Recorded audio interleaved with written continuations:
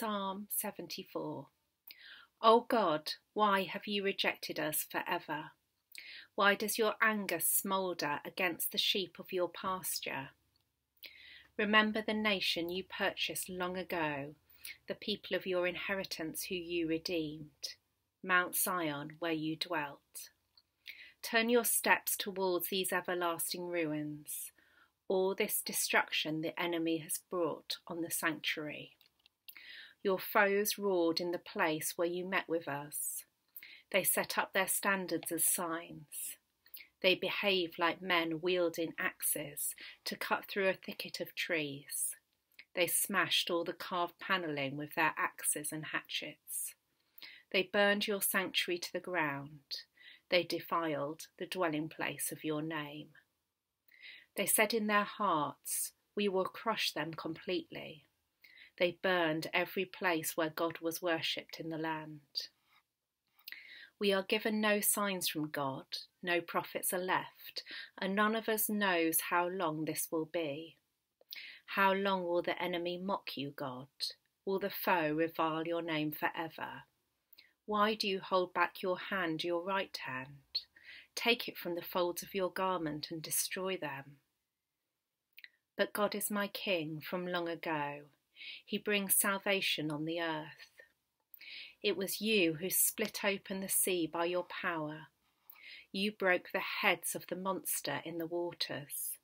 It was you who crushed the heads of Leviathan and gave it as food to the creatures of the desert. It was you who opened up springs and streams. You dried up the ever-flowing rivers. The day is yours, and yours also the night. You established the sun and moon. It was you who set all the boundaries of the earth. You made both summer and winter. Remember how the enemy has mocked you, Lord, how foolish people have reviled your name. Do not hand over the life of your dove to wild beasts. Do not forget the lives of your afflicted forever. Have regard for your covenant, because haunts of violence fill the dark places of the land. Do not let the oppressed retreat in disgrace. May the poor and needy praise your name. Rise up, O God, and defend your cause.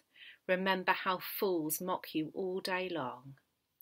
Do not ignore the clamour of your adversaries, the uproar of your enemies, which rise continually.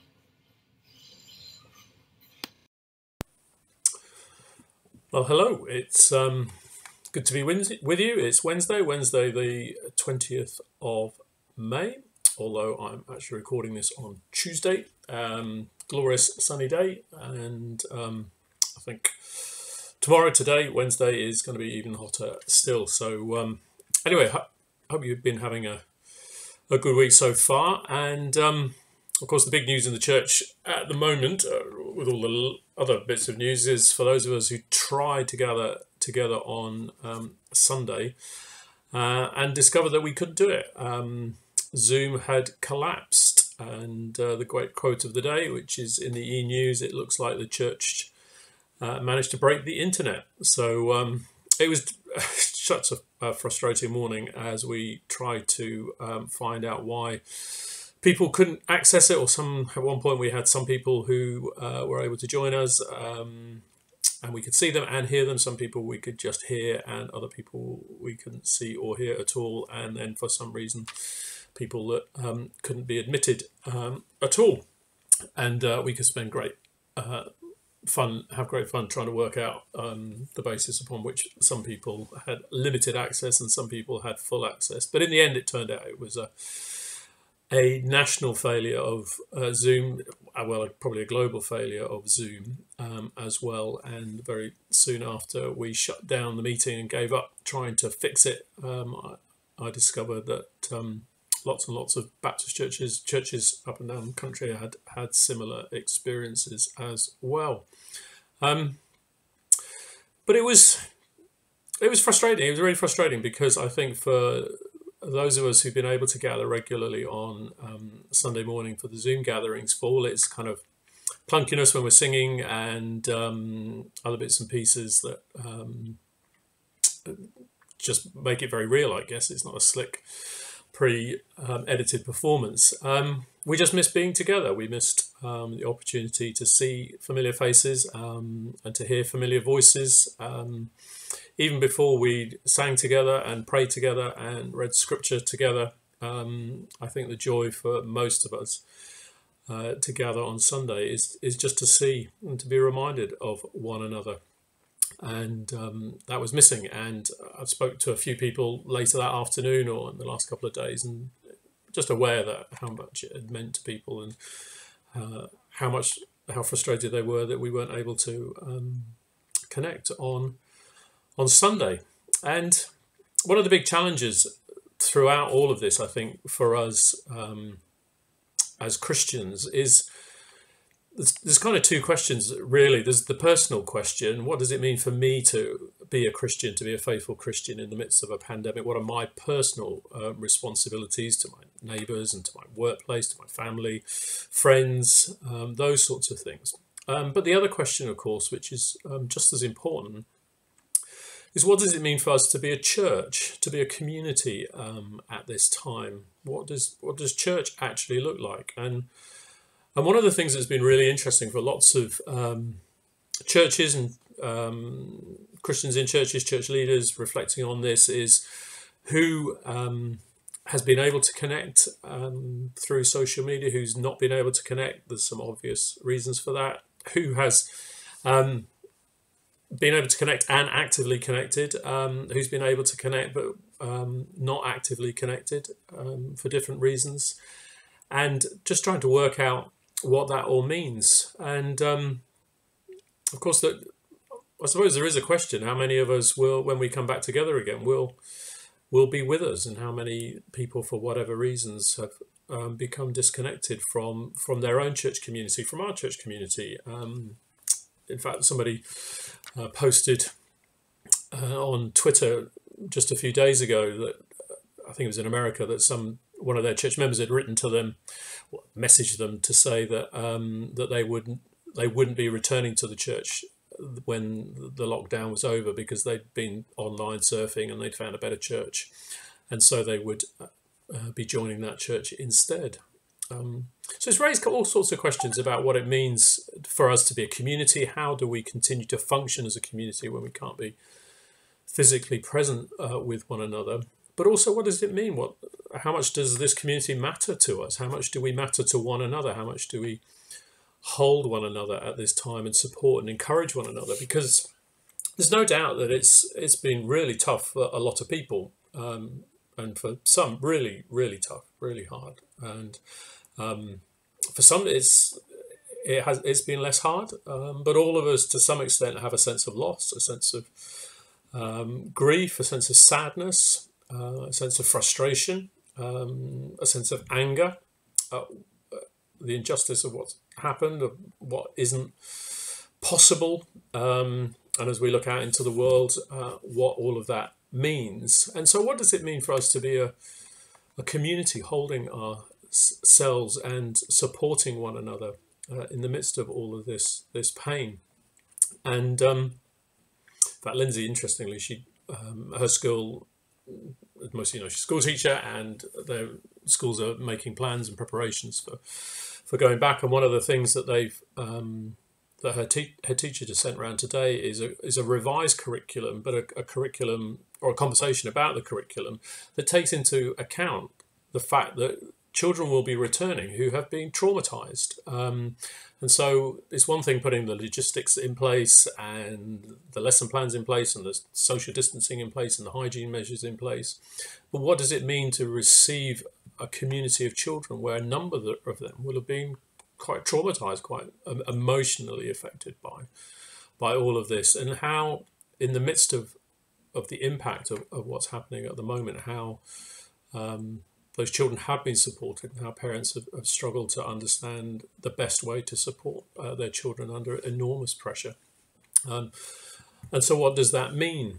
And there's an amazing book written by a guy called John Swinton called Raging with Compassion. In fact, I think I referred to it when I spoke on Sunday. And it's called Pastoral Responses to the Problem of of evil. And I read his definition of a quote, this sense of the articulation of rage and anger and sadness and grief and loss in the face of God, to God, directly to God, and with very vivid and language that on your average Sunday morning would not be entirely, we wouldn't be familiar with, and it wouldn't be welcome, and it would certainly, if some of us started quoting lament, how to say what we really felt about what's happening on around us, and how we really felt about what God was or was not doing or seemed not to be doing, then it would certainly perk the ears up of quite a few members of our congregation. But he goes on to talk about the Christian community in the presence of evil and the presence of suffering and grief. And at one point in the book, he referred to the early Christians, and I'll read this quote out. The early Christians didn't seek to explain evil and suffering, at least not in the abstract rationalistic way of theodicists. What he means by that is the early Christians didn't try and come up with neat rational arguments to explain suffering and the presence of suffering and evil. So the theodicists comes from theodicy, and theodicy is about trying to give an account or a reason why there is evil and suffering in a world which also we as Christians believe contains the presence of a good, a benevolent and loving God. So the quote continues, instead, they chose to frame evil and suffering quite differently. Their response to the problem of evil and the existence of suffering was not to question God's goodness, love and power, but rather to develop faithful forms of community within which the impact of evil and suffering could be absorbed, resisted, and transformed as they waited for God's return. The early Christians did not separate the question of suffering from their calling to be people of faith. Let me read that middle part again. Their response to the problem of evil and the existence of suffering, and by extension we can say our response to the suffering and the struggles of our community, of our brothers and sisters in Christ, but also by extension our own neighbourhoods and friends and family. Our response is not to question God's goodness, love and power, although we may have questions about that, but rather to develop faithful forms of community within which the impact of evil and suffering could be absorbed, resisted and transformed as they waited for God's return. So the formation of faithful forms of community that enable us as a community to absorb this the grief and the sadness and the suffering, and to help one another to resist it in some way, but also to transform it, that somehow out of it something from the desert, the flowering of God might come, that after the darkness, the dawn might come. That phrase that never forget in the darkness what you knew to be true in the light, that we as a community can hold ourselves together as God's people. And so that brings us to this Psalm 74, which is a communal lament, and that's one of those faithful forms of community practice. There's lots of others, making sure you regularly phone one another, pray for one another, encourage one another, don't forget one another, little notes and forms, and those sorts of things. It means a huge amount, just a little note, but to lament together. And so last time we looked at the individual lament that we're free to express before God. God gives us the language and the permission to express our own rage and anger and frustration, and to use quite strong language to declare and to articulate how we're feeling, but also communally to do that as well.